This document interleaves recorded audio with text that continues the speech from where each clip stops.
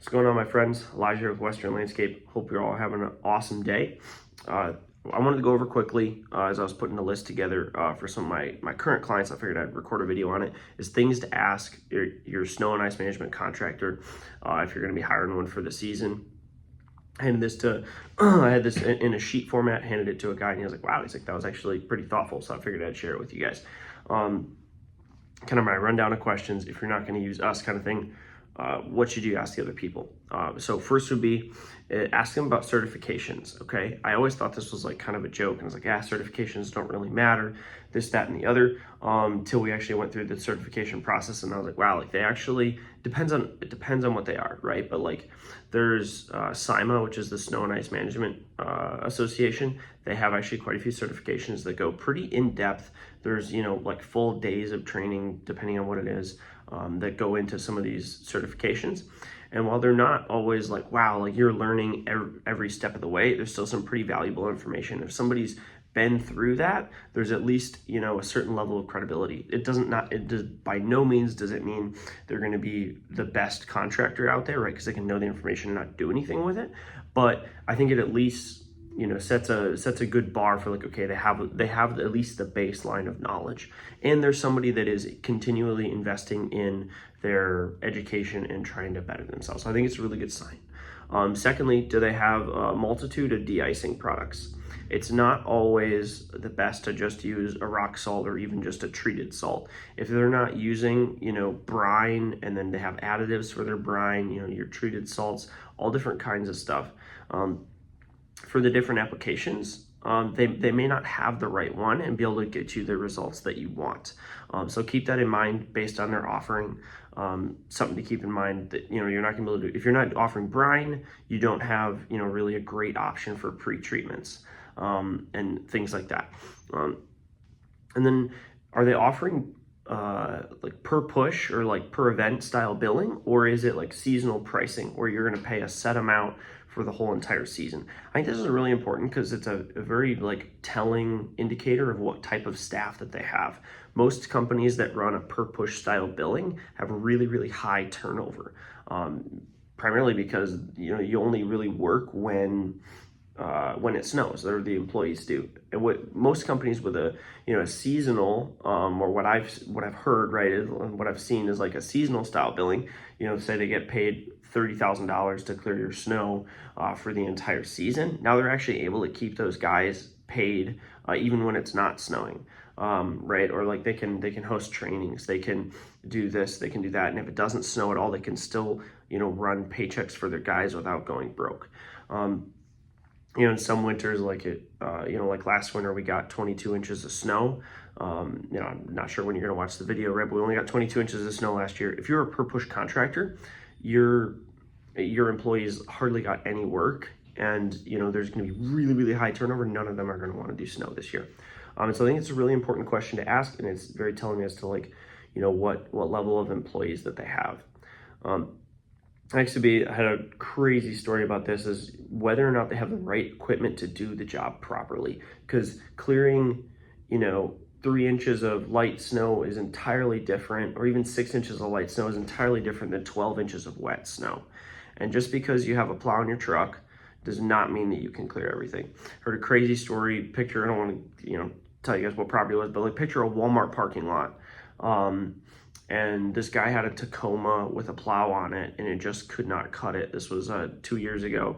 Heard this crazy story. We ended up getting the account the year after that. But the guy had a Tacoma, and he was trying to clear a parking lot. We got just dumped on with a crazy amount of snow, and there was no way he was getting through it. Long story short, it was just a mess, and they couldn't get it cleared. And then next question would be, what's their staffing plan? It's really important to have, that they have staff and then they have backup staff. Because when you get 36 hours, 48 hours of snowfall, or 3 snowfalls back to back to back, do they have the staff to cover that? If they don't have depth on their bench, they don't have people that they can pull from outside of their normal staff. Like when those, when it gets really tough, on most of the snowfalls, they're gonna look just fine. But then when it really, really matters, that's when they're gonna definitely fall short if they don't have backup people for snow.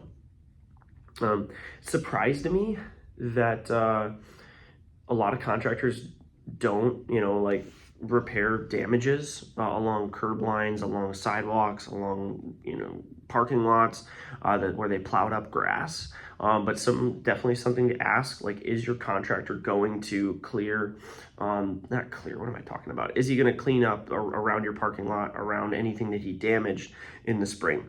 Typically this is done with, by seeding, but it's really important to check, like, are you going to do that? Was it cost you thousands of dollars to have somebody come out and clean that up there? So something to definitely keep in mind and just check the box. I mean, you definitely want it spelled out there on the contract so you have something to hold them to. Like, no, like it says in your contract, like you're going to do this, so you can actually hold them accountable to doing that. And then next would be whether or not they gave you a site map. If they quoted the job without giving you a site map, there's a really, really high probability that they're going to be sending their crews there without a site map as well. Now, I don't care what people say.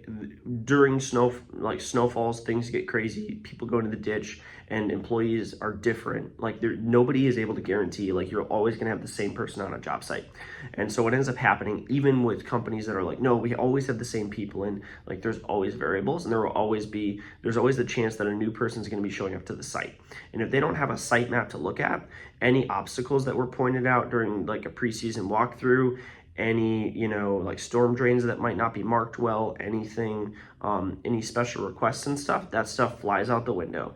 And the person, if they don't have a site map, is just rolling blind, and they, are just taking their best guess. Hopefully it's not 12 inches of snow. And the thing is usually when there's that much snow, that's when all the problems happen.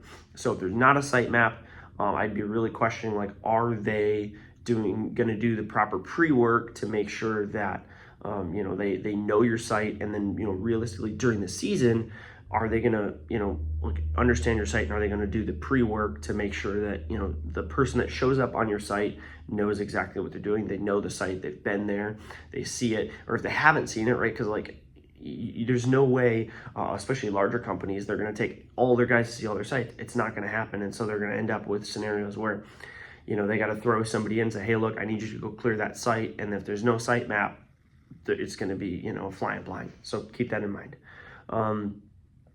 And then right along with that, next step down would be training. Like, what sort of preseason training do they have? What sort of during the season training do they have? Do they have on-the-job training? Do they have like different video trainings? Ties right back into certifications. Like, do they have certifications for their employees to make sure that, a third party is being like, hey, do you know this? Salt-wise also has some really, really good trainings as far as, how much salt to put down, how to put down salt, so make sure you're not over applying, and different types of salt so you can, reduce chloride so we can, save the environment, because realistically, like, salt is causing a big problem in our stormwater, but in our water systems. And then what level of insurance that they carry. I can't believe I left this towards the end, but if they don't have the right insurance, like, that should be pretty self-explanatory, but you could be liable for a lot of things. If they don't have the right insurance, and how much. A lot of people think like, oh, like $1 million will cover it. Well, like, there's a lot of things that can cost more than $1 million very, very quickly. So keep that in mind. And then probably the last one also ties right into the insurance would be, can they provide detailed timestamps, photos, what they did and when they did it, reports as needed, right? So if you have somebody slip and fall and then sue you, which happens all the time, happens every single winter, you need the very detailed notes as far as when you arrived, what you did, how you did it, what equipment you used, who did it. If you can provide all that information, you're gonna be in really good shape going into the lawsuit, going into, pleading your case for why you shouldn't be liable for things. If you don't have that, it's gonna be a really, really uphill battle to not have to pay out for something like that.